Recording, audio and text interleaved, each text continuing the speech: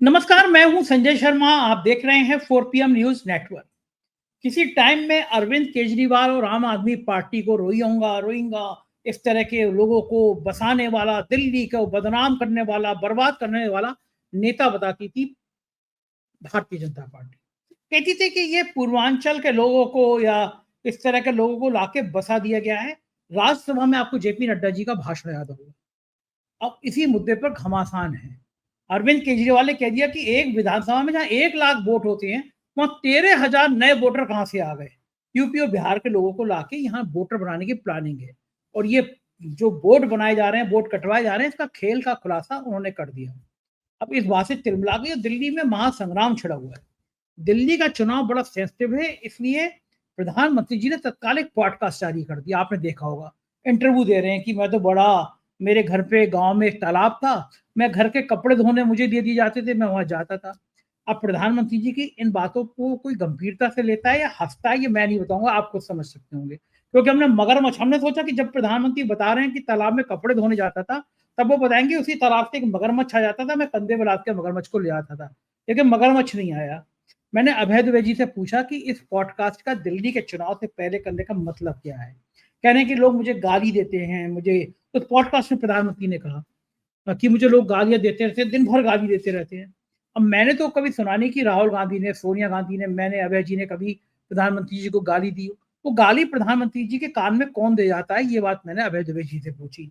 अभय द्विवेदी जी ने पूछा कि ये तो बड़ी खराब बात है, ट्रम्प चचा जो है वो इन्विटेशन ही नहीं दे रहे हैं, इंटरनेशनल बेइज्जती कराना चाहते हैं हमारे प्रधानमंत्री की। तो उन्होंने कहा हो सकता है कि ट्रम्प डायरेक्ट फोन करें और नोएडा चैनल के एंकरनियां बिल्कुल प्रोमो तैयार करके बैठे होंगे, नीचे से आग जल रही है, बिजली कड़क रही है, उधर से मोदी जी और ट्रम्प एक दूसरे का हाथ पकड़े आ रहे हैं कि अब दो दोस्त आ गए हैं। इस तरह की शुरुआत हो सकती है। और नहीं हुई तो ये बड़ी समस्या है, क्योंकि अब कुछ ही दिन बचे हैं ट्रंप के शपथ ग्रहण में और सबको न्योता दे दिया, चीन तक को दे दिया जो अमेरिका का दुश्मन है।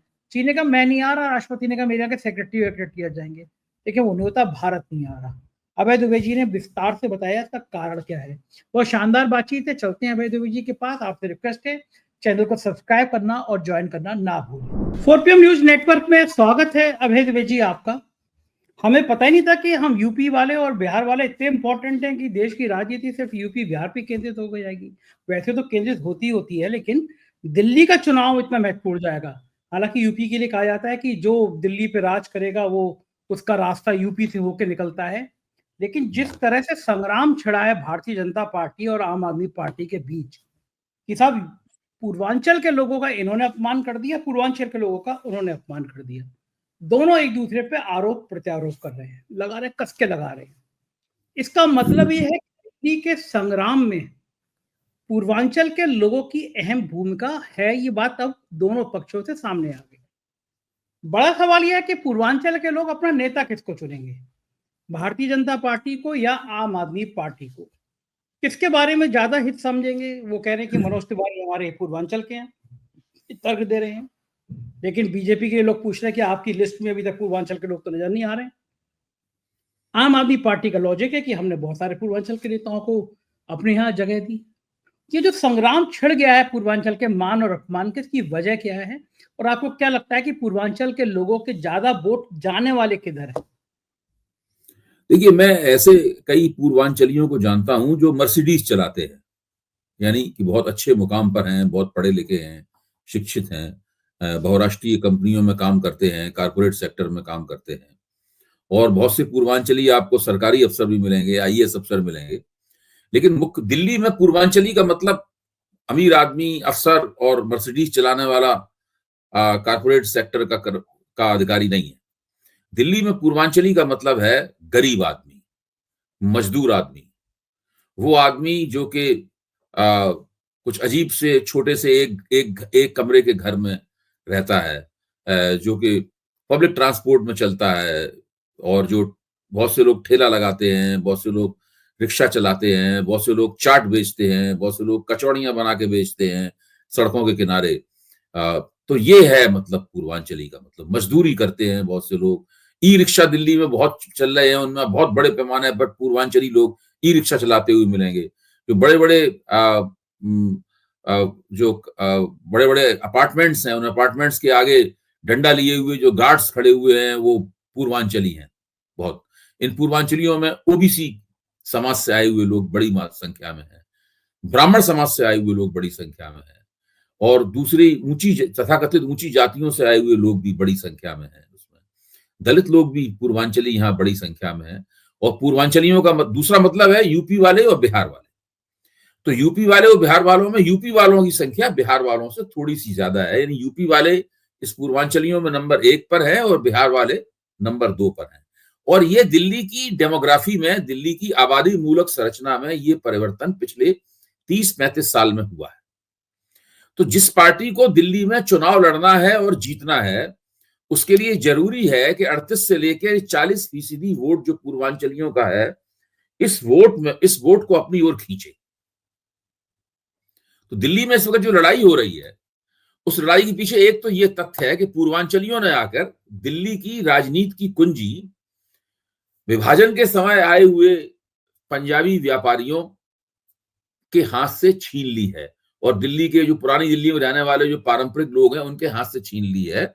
चुनाव जीतने की कुंजी उनके पास है। 70 सीटों में कम से कम 25 से लेकर करीब 30-32 सीटों तक में पूर्वांचलियों का बड़ा प्रभाव है। मुसलमानों में भी आपको बहुत से पूर्वांचली मिलेगी, मतलब पूर्वांचली इस तरह। इसका एक दूसरा पहलू भी है। देश पर पिछले 10 साल से राज कर रही पार्टी, और उससे पहले अटल बिहारी वाजपेयी के नेतृत्व में 6 साल राज कर चुकी पार्टी, दुर्भाग्य से या डिजाइन से या अक्षमता से, किसी भी तरीके से कहिए, वो दिल्ली के पूर्वांचलियों में लोकप्रिय नहीं है। मैं विधानसभा चुनाव के संदर्भ में कह रहा हूं, लोकसभा चुनाव के संदर्भ में नहीं कह रहा हूं। विधानसभा चुनाव के संदर्भ में दिल्ली की जो राजनीति है, उसमें पूर्वांचलियों में भारतीय जनता पार्टी लोकप्रिय नहीं है। दिल्ली के पूर्वांचली जो है वो मानते हैं कि ये पंजाबी बनियों की पार्टी है, ये जेटलियों की पार्टी है, ये कोहलियों की पार्टी है, अरोड़ों की है, खन्नाओं की है, इस तरह के लोगों की पार्टी है, भाटिया लोगों की पार्टी है, इन लोगों की पार्टी है। अच्छा, भारतीय जनता पार्टी इस छवि के दायरे से निकल नहीं पाती है। अब आप मनोज तिवारी को लीजिए, जो लगातार तीसरी बार सांसद हुए हैं, खुद पूर्वांचली हैं और दिल्ली भाजपा के अध्यक्ष भी रह चुके हैं, तब भी वो दिल्ली भाजपा को पूर्वांचली होने के बावजूद, लगातार सांसद बनने के बावजूद, पूर्वांचलियों में लोकप्रिय नहीं बना पाए। आज स्थिति क्या है? स्थिति यह है कि भाजपा की वजह से मनोज तिवारी को वोट मिलते हैं, नरेंद्र मोदी की वजह से मनोज तिवारी को वोट मिलती है, लेकिन मनोज तिवारी की वजह से भाजपा को एक भी वोट नहीं मिल सकता। मनोज तिवारी अगर भाजपा को कोई वोट दिलाना चाहे तो उनके कहने पे कोई वोट नहीं देगा। उनका गाना सुनने के लिए सब आ जाएंगे, उनको शादी में बुला के गाना गवा देंगे, वो सब बात अलग है। हाँ, वो लेकिन चुनाव लड़ रहे थे तो रिंकिया के पापा, पापा कितना, लेकिन उनके कहने पर कोई पूर्वांचली अपना वोट किसी को देने के लिए तैयार नहीं है। पूर्वांचली लोकसभा के चुनाव में भाजपा को जम के वोट देते हैं, लेकिन तब उसका संदर्भ अलग होता है, उसका एजेंडा अलग होता है। उस जो स्प्लिट वोट है, लोकसभा में नरेंद्र मोदी और विधानसभा में अरविंद केजरीवाल, और यही पूर्वांचली जब कांग्रेस का पराभव नहीं हुआ था तो लगातार 3 चुनावों में शीला दीक्षित को वोट दे चुके हैं। शीला दीक्षित का तो दावा था कि वो तो भाई उत्तर प्रदेश की हैं। शीला दीक्षित कन्नौज से एमपी रह चुकी हैं, और वो दीक्षित परिवार की, विरोध दीक्षित की पत्नी, वो दीक्षित परिवार की हैं, जो कि नेहरू परिवार के खास आदमी थे। तो ये जो स्थिति है, इसी स्थिति के कारण दिल्ली में हंगामा मचा हुआ है। अच्छा, अरविंद केजरीवाल ने पहले ही आरोप लगाया था कि ये लोग जो वोटर लिस्टों में हेरफेर कर रहे हैं, उसमें ये पूर्वांचलियों के वोट कटवा रहे हैं, क्योंकि पूर्वांचली इनको वोट नहीं देते, इसलिए उनके वोट पूर्वांचलियों को कटवा रहे हैं। तो भारतीय जनता पार्टी इस पे बहुत ही नाराज बैठी हुई थी, इस सवाल को लेकर कि भाई हम पे आरोप लगाया जा रहा है कि हम पूर्वांचलियों के वोट कटवा रहे हैं। इसलिए जैसे ही अरविंद केजरीवाल के मुंह से ये निकला कि यूपी और बिहार से लोगों को ला लाकर, बाहर से लोगों को ला लाकर यहाँ पर फर्जी वोट बनवाए जा रहे हैं, वैसे ही केवल इसी चीज को उन्होंने पकड़ लिया और दिल्ली में मनोज तिवारी के नेतृत्व में उन्होंने एक हंगामा उन्होंने किया, जिसमें पुलिस को वाटर कैनन चलानी पड़ी, पानी की बौछार करनी पड़ी और कुछ लोगों को गिरफ्तारी वगैरह भी करनी पड़ी। और हम अरविंद केजरीवाल की ईंट सीट बजा देंगे वगैरह, इस प्रकार की डायलॉगबाजी हुई। अब स्थिति ये है कि सवाल प्रश्न ये है कि क्या ये सब करने से पूर्वांचली विधानसभा में अपनी मतदान प्राथमिकताओं पर पुनर्विचार करने लगेंगे? क्या वे भारतीय जनता पार्टी को अपनी प्रमुख पार्टी मानने के लिए तैयार हो जाएंगे? वो क्या करेंगे? कांग्रेसी कह रहे हैं कि नहीं, दोनों ही पूर्वांचलियों के विरोधी हैं, हमें मिलेंगे पूर्वांचलियों के वोट, अब हमें फायदा होगा। खैर, इस बात को तो हम लोगों को थोड़ी देर के लिए नजरअंदाज कर देना चाहिए। देखना ही चाहिए कि क्या भारतीय जनता पार्टी पूर्वांचलियों के वोटों की हकदार बन सकती है या नहीं बन सकती है। इस बात से तय होता है कि भाई कौन पूर्वांचलियों को कितने टिकट देता है, राजनीति में हिस्सेदारी उनकी कितनी है। उस हिस्सेदारी के लिहाज से अरविंद केजरीवाल का यह दावा बिल्कुल सही बैठता है कि वो सबसे ज्यादा पूर्वांचलियों को टिकट देते हैं और सबसे ज्यादा पूर्वांचली विधायक भी उन्हीं के पास हैं। वो पूर्वांचलियों को मंत्री बनाते हैं और पूर्वांचली उनकी पार्टी में भी अच्छे पदों पर हैं। या पूर्वांचलियों का सीधा सीधा मतलब है यूपी और बिहार के लोग। हम सब लोग जानते हैं कि दिल्ली आम आदमी पार्टी के एक बहुत बड़े नेता हैं मनीष सिसोदिया। ये कहां के रहने वाले हैं? ये बुलंदशहर के रहने वाले हैं। ये उत्तर प्रदेश के हैं। संजय सिंह को आप देखिए, जो लगातार सांसद हैं, 2 बार से सांसद हैं संजय सिंह सुल्तानपुर के रहने वाले हैं।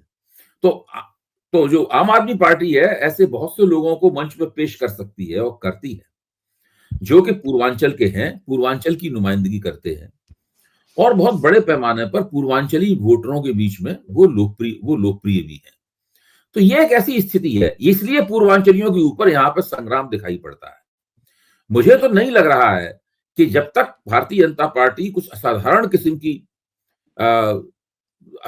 की योजना पेश नहीं करती, जो खास तौर से पूर्वांचली मतदाताओं को संबोधित हो, तब तक पूर्वांचली उनकी तरफ देखेंगे हमदर्दी से। मुझे इसमें पूरा शक है। बिल्कुल ठीक है ना अभय जी। और मैंने तो देखा कि जब संजय सिंह की गिरफ्तारी करा दी गई थी, ईडी ने उनको जेल भेज दिया था, तो सुल्तानपुर से भले रहने वाले हैं, लेकिन पूर्वांचल में संजय सिंह का बड़ा प्रभाव है, बहुत लोकप्रिय हैं। तो बिल्कुल किसी के दोस्त हैं, किसी के भाई हैं, हर एक के संग खड़े हो जाते हैं।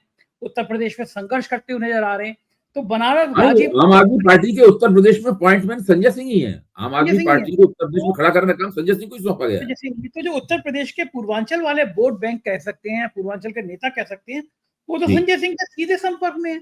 और भारतीय जनता पार्टी का कोई नेता ऐसा नहीं है जो पूर्वांचल का इतना बड़ा मनोसेना थे, उनको कश्मीर में बर्फ पे लगा दिया, या कोई पूर्वांचल का इतना बड़ा। आज योगी आदित्यनाथ ने एंट्री करने की कोशिश करी इस पूरे मुद्दे पर, पूर्वांचल के मुद्दे पर। उन्होंने एक इंटरव्यू में कहा, वो आजकल कोई भी चुनाव होता है तो योगी आदित्यनाथ अपनी एंट्री करना चाहते हैं। वो देश के नेता हो गए हैं बड़े वाले, तो उनको लगता है कि ऐसा कोई राज्य का चुनाव ना हो जिसे मेरी एंट्री ना हो। लेकिन आपको लगता है कि संजय सिंह के संग जो किया, मैंने उस समय देखा था, खासतौर से छत्रियों में बड़ी नाराजगी थी कि बीजेपी जिस तरह संजय सिंह को परेशान कर रही है। तो ये पूर्वांचल का जो बढ़त है, वो तो ऑटोमेटिकली मुझे लगता है आम आदमी पार्टी की तरफ जाती हुई नजर अभी से आने लगी है। तो बीजेपी नहीं, मैं आपके विश्लेषण से सहमत हूं। और आप ये देखिए कि भारतीय जनता पार्टी आमतौर पर उत्तर प्रदेश के जो पूर्वांचली हैं, उत्तर प्रदेश का जो पूर्वी इलाका है, जो ईस्टर्न यूपी है, वहां भी भारतीय जनता पार्टी की राजनीति कमजोर है। भाजपा उत्तर प्रदेश में 2017 का लोक विधानसभा चुनाव जीत चुकी है, फिर 2022 का विधानसभा चुनाव जीत चुकी है, और लोकसभा के 3 चुनाव लड़े हैं उसने, 2 चुनाव जीते हैं और 1 चुनाव में बुरी तरह हारी है। तो आप देखिए, जो पूर्वी उत्तर प्रदेश है, वहां भारतीय जनता पार्टी का प्रदर्शन हमेशा ही देश के अन्य हिस्सों के मुकाबले कमजोर रहता है। तो पूरब के लिहाज से भारतीय जनता पार्टी का हाथ हल्का है। दूसरी एक और बहुत महत्वपूर्ण पहलू है, इसकी तरफ ध्यान देना पड़ेगा। भारतीय जनता पार्टी देश के अमीर लोगों की पार्टी है। ये मैं इसलिए नहीं कह रहा हूं, मैं कोई फिक्रेबाजी नहीं कर रहा हूं। आप कोई भी सर्वेक्षण उठा के, आप सीएसपीएस का कोई भी सर्वेक्षण उठा के देखिए, आप यशवंत देशमुख का जो ट्रैकर चलता है उसको उठा के देखिए, आप कहीं भी उठा के देखेंगे तो आप पाएंगे कि जो पढ़े लिखे, शिक्षित, नौकरी पेशा, काफी खुशहाल, पैसे वाले, भूमि वाले, ऊंची जातियां, ये सब भारतीय जनता पार्टी के स्वाभाविक वोटर हैं। गरीब आदमियों के वोटरों में, जो गरीब आदमी जब वोटर के तौर पर सामने आता है, तो उसकी प्राथमिकता भारतीय जनता पार्टी बाद में होती है।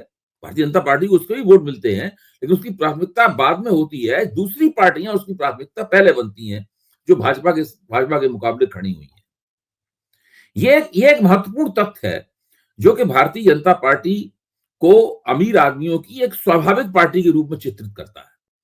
और दिल्ली में, खासतौर से दिल्ली में, उत्तर प्रदेश और बिहार की स्थिति अलग है, लेकिन दिल्ली में जो पूर्वांचली आते हैं, मैं पहले ही कह चुका हूं, या पूर्वांचली का मतलब है गरीब, मेहनतकश, मजदूर, वंचित, निम्न आय वर्ग का व्यक्ति,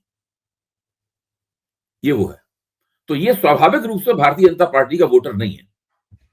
दिल्ली का चुनाव अच्छा ऐसा फंस गया कि प्रधानमंत्री जी अब कोई कोर कसर बाकी रखना नहीं छोड़ रहे। पॉडकास्ट आ गया। हर पहले चुनाव से पहले प्रधानमंत्री जी तपस्या करने चले जाते थे, कई कैमरों के साथ चले जाते थे, वो ध्यान लगा लिया करते थे केदारनाथ में और मंदिरों में, और कैमरे चलते रहते थे। लेकिन इस बार पॉडकास्ट आ गया और बड़ा प्रधानमंत्री जी कह रहे हैं ये लोग मुझे गालियां ही देते रहते हैं, मैंने तो बड़ा सब्र किया है, लोग मुझे गाली देते रहते हैं जो उनके पास। मैं आज तक मुझे नहीं दिखाई दिया अवैध जी कि आपने कभी प्रधानमंत्री को गाली दी हो, राहुल गांधी ने कभी प्रधानमंत्री को गाली दी हो, सोनिया गांधी ने प्रधानमंत्री को गाली दी। ये गाली प्रधानमंत्री के कान में दे कौन आता है जो देश को सुनाई नहीं पड़ती? ये आलोचना कोई गाली मानते हैं ना संजय जी, ये आलोचना कोई गाली मानते हैं। इनकी अगर आलोचना की जाती है तो ये मानते हैं कि हमको गाली दी जा रही। जब तक आप प्रधानमंत्री का बिल्कुल झुक के समर्थन नहीं करेंगे, उनसे पूर्ण रूप से सहमत, समर्पित, समर्थन भी ऐसा नहीं है जिसमें आप तन के समर्थन करना चाहें, वो पसंद नहीं है उन्हें।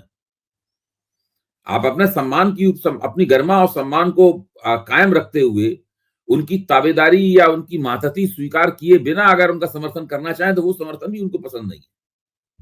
अच्छा, मतलब वो राज्यसभा के उपसभापति, इतनी देर से कहने की कोशिश कर रहा हूं कि भारतीय जनता पार्टी अमीर लोगों की पार्टी है। जिन सज्जन ने प्रधानमंत्री के साथ पॉडकास्ट आयोजित किया था वो कौन है? वो निखिल कामत, शेयर मार्केट, वो दुनिया के बड़े अरबपतियों में से एक हैं। उन्हें फोर्ब्स मैगजीन ने अरबपतियों की सूची में पे रखा था, अमेरिकी फोर्ब्स मैगजीन ने। सही बात है। उनके पास बिलियंस ऑफ डॉलर की संपत्ति है और नकदी है उनके पास। अगर ये किसी गरीब पूर्वांचली पत्रकार को इंटरव्यू देते या उसके साथ पॉडकास्ट करते नरेंद्र मोदी, तो बात समझ में आ सकती थी। गरीब आदमी का नरेंद्र मोदी से कोई ताल्लुक नहीं है। वो तो कह रहे थे कि राहुल गांधी ने एक बार जो कहा था ना, सूट बूट की सरकार है, ये सरकार वास्तव में सूट बूट की सरकार है। आप ऐसा कह रहे हैं? गरीब आदमी के वोट तो बहुत तरह तरह की फिक्रेबाजी से, राष्ट्रवाद परोस के उस तरीके से लेते हैं, लेकिन जो लोग उन्हें मोहब्बत के साथ वोट देते हैं, अपना मान के वोट देते हैं, वो अमीर आदमी है। वो जो है उस पॉडकास्ट में कह रहे थे कि मेरे घर के पास एक तालाब था, घर के सब कपड़े मुझे ही धोने होते थे, इसलिए तालाब से मुझे लगा कि अगले चरण में वो आएगा कि तालाब में एक मगरमच्छ था, लेकिन मगरमच्छ भी नहीं आया आज। मतलब वरना कि मगरमच्छ उठा के टांग के ले जाते थे। एक बाल कथा में बड़े उनकी चित्रण ऐसा हुआ। ये जो कहानियां लाते हैं कि मैं घर के कपड़े मुझे धोने होते थे, एक तालाब था, प्रधानमंत्री को लगता है कि देश अभी भी इन बातों पर यकीन करेगा उनकी? देखिए, देश अगर इन बातों पर यकीन करता होता तो अभी ये इनके नेतृत्व में तीसरी बार जो चुनाव हुआ था उसमें ये बहुमत नहीं खोते। भाई, जिन लोगों ने उनको वोट नहीं दिया है उनमें से गरीब आदमियों की संख्या बहुत ज्यादा है। भाई, ये खुद ही कहते हैं कि दलितों को भ्रमित कर दिया गया, इसमें दलितों ने बहुत कम वोट दिए, दलित सब गरीब आदमी होते हैं। ओबीसी समाज का जो अति पिछड़ा हिस्सा होता है, जिसके बारे में माना जाता था कि भारतीय जनता पार्टी ने उसे अपने पक्ष में जीत लिया है, वो भी इस बार इनसे हट गया। ये सारे के सारे समाज के गरीब हिस्से ही है। इन गरीब हिस्सों ने भारतीय जनता पार्टी को उसके प्रभाव क्षेत्र में वोट नहीं दिया। जहां तक नरेंद्र मोदी की अपनी गरीबी की कहानियां हैं, वो तो बहुत ही बनावटी किस्म की कहानियां हैं।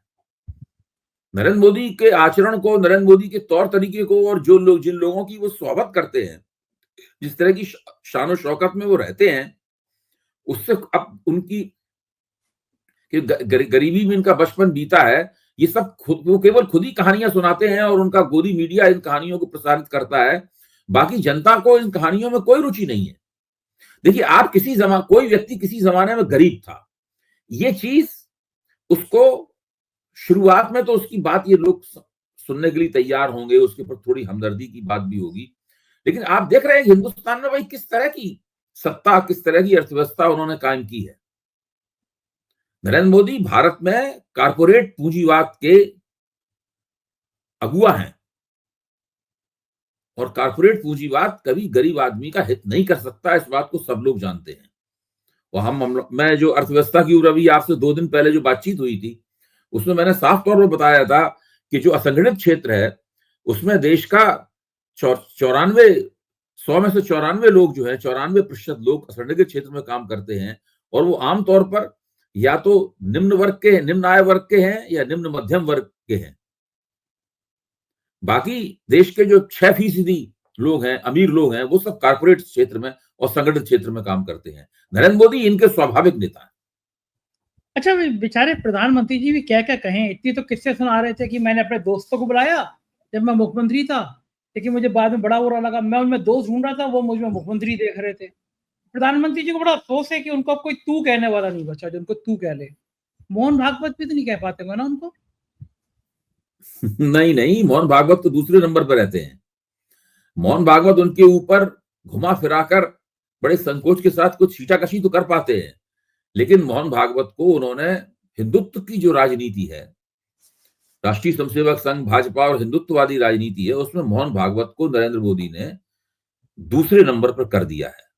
बीच में ऐसा लगा था कि शायद मोहन भागवत पहले नंबर पे अब आ गए हैं, जब उन्होंने बहुमत खोया, उन्होंने कोशिश भी की थी, लेकिन अब फिर मुझे लगने लगा है कि मोहन भागवत दरअसल दूसरे नंबर पे ही है, क्योंकि राष्ट्रीय स्वयंसेवक संघ के नेतृत्व में नरेंद्र मोदी का समर्थन करने वाले और नरेंद्र मोदी को बचाने वाले, नरेंद्र मोदी के लिए वहां पर बात कहने वाले लोगों की संख्या काफी है। नरेंद्र मोदी ने अपने लोगों को वहां काफी घुसा दिया है राष्ट्रीय स्वयंसेवक संघ के नेतृत्व में, ऐसा मुझे लगता है। आज वो बता भी रहे थे, कह भी रहे थे कि अच्छा, दूसरा एक और बात संजय जी, एक और चीज आपसे मैं साझा करना चाहता हूं।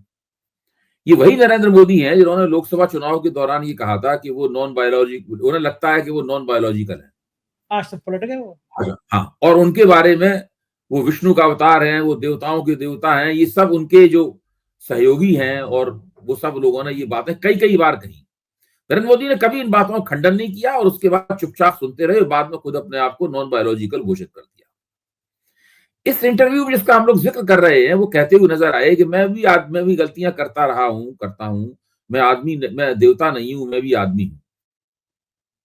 अच्छा, ये बात तो मुझे ताज्जुब होता है कि एक व्यक्ति अपनी कही हुई बात से कैसे बिना पलक झपकाए पलट जाता है। यानी जो व्यक्ति लोकसभा चुनाव के दौरान दिन रात मुसलमानों के खिलाफ जहर उगल रहा था, दिन रात एक मुसलमान विरोधी चुनावी मुहिम चला रहा था, वो एक पत्रकार के सामने अपने गोदी पत्रकार के सामने लिपट गया कि मैं कोई हिंदू मुसलमान करूं तो मैं क्या बात हूं, मैं तो हिंदू मुसलमान कर ही नहीं सकता। यानी हिंदू मुसलमान करके आए, फिर ये बयान दिया और फिर हिंदू मुसलमान करने चले गए। गजब है। आप सोचो ये जो खूबी है, ये जो क्षमता है, ये उन्हीं में क्षमता है। मुझे लगता है कि नरेंद्र मोदी को विश्वास है कि अगर वो कोई बात कहेंगे और उनका जो गोदी मीडिया है उस बात का बार बार प्रचार करेगा तो लोग उसको सही मान लेंगे, सच मानने लगे। हाँ, जब लोगों को ध्यान दिलाया जाएगा कि नहीं भाई ये तो आदमी झूठ बोल रहा है, तो लोग उस बात को नहीं मानेंगे। ऐसा नरेंद्र मोदी ने कुछ ऐसा मन में मान लिया है।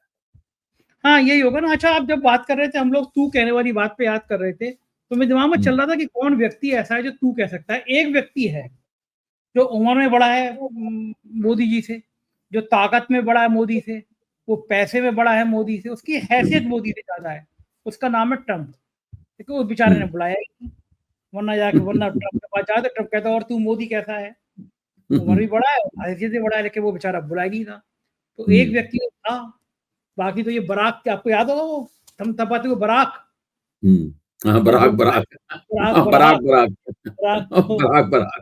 बराक वो तो मैंने भी पूरा देखा था कार्यक्रम, जिसमें बराक करके वो बात कर रहे थे, बराक करके। तो यहाँ पे ट्रंप, अच्छा असल में ट्रंप के साथ ये है कि मतलब मोदी जी जब अंग्रेजी भाषा में, जैसे हिंदी में आप होता है, फिर तुम होता है, फिर तू होता है, यानी संबोधन के 3 रजिस्टर हैं हिंदी में। हम किसी व्यक्ति को 3 तरह से संबोधित कर सकते हैं। हम आप कहते हैं, तुम कहते हैं और तू कहते हैं। दिक्कत की बात ये है कि अंग्रेजी में केवल एक ही रजिस्टर है, यू। यू। यू यू के अलावा और कोई किसी दूसरे को संबोधित करने का ट्रम्प को फिर कोई हिंदी रजिस्टर। सिखानी पड़ेगी पहले इनको, अगर इनको हाँ, मोदी जी। पहले अगर ट्रम्प को हिंदी सिखानी होगी, तब फिर उनसे तू सुनना होगा। हाँ, तो उनको उससे अच्छा पहले भी तू नहीं लगेगा। सुन पाएंगे। हुँ। लेकिन बुला क्यों नहीं रहे हैं वो, न्योता क्यों नहीं दे रहे हैं? अब तो दिन के बचे कितने हैं? हाँ, ये मुझे भी ताज्जुब है भाई। ट्रम्प तो खुद भी मैं ये तो बात ट्रम्प तो मैंने खुद भी कहते हुए सुना है कि भाई मोदी मेरे दोस्त हैं। वो मोदी तो कहते ही रहते हैं कि ट्रम्प उनके मित्र हैं। अब की लेकिन बार ट्रम्प क्यों नहीं बुला रहे हैं? अच्छा, ये भी अपने आप में मुझे तो लग रहा था मोदी को बुलाएँगे। मुझे बस पहले हो लगता था कि सकता है मोदी जी को हो सकता है कि बुलाएँगे। आज आज न्योता है कि कल तक टेंशन में होंगे, लेकिन कल रात हाँ। को बरी हो गए हैं वो, उनको सज़ा नहीं, मतलब वो जेल नहीं जाना पड़ा, जुर्माना नहीं करना पड़ा। हुँ, हालाँकि सज़ा हुँ, वाले पहले आदमी होंगे वो। तो हो सकता है हुँ। कल रात को थोड़ा फ्री हो, वाइन-वाइन पिया उन्होंने। आज सुबह गंगा जल वंगा जल पी के वो कहें मोदी तुम्हें आना है। लेकिन अगर नहीं आया न्योता, तो हुँ। मोदी की राजनीति पे क्या वाक़ई में ग्रहण लग जाएगा? नहीं, मोदी जी की ये दावा देख ऐसा है कि अमेरिका के साथ भारत के संबंध कैसे होंगे, भारत की अर्थव्यवस्था कैसे चलेगी, अमेरिका उसको किस तरीके से समर्थन देगा भारत की अर्थव्यवस्था को, इस ये बहुत ज़रूरी है। मोदी के लिए क्या सभी जो अगर और कोई प्रधानमंत्री होता उसके लिए भी बहुत ज़रूरी होता।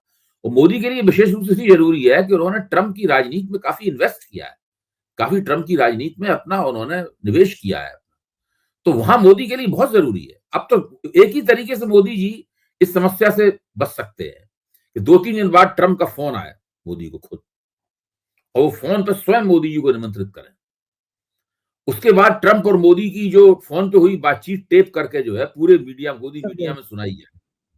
इधर दौड़ा ट्रम्प बने दौड़ा हुए हैं, इधर दौड़ा मोदी बने हुए हैं, दोनों के बीच में वो ऐसे डैश डैश करके जो सुनाई जाती है ना, इधर से बात उधर जा रही है, उधर से बात इधर आ रही है जो है कि नहीं? दौड़ ट्रम्प दौड़ा हाँ। लेगा वो कि मेरी बात रिकॉर्ड करी तुमने, वो दौड़ा लेगा, वो ट्रम्प है, वो इतना हाँ, आसान हाँ। नहीं है। तो वो हाँ, लेकिन केवल उसी तरीके से मोदी जी की जो ट्रम्प संबंधी जो उनकी फ़िक्रेबाज़ी है अ, वो फिर परवान चढ़ सकती है, वरना काफ़ी इसमें उन्हें नीचा देखना पड़ेगा। अरे भाई जी, सारे भक्तिन नोएडा चैनल के सारे एंकरनियाँ मुँह हुँ, लटके हुए हैं। मुझे तो एक पत्रकार का फ़ोन आया था, चैनल में काम कर रहा है।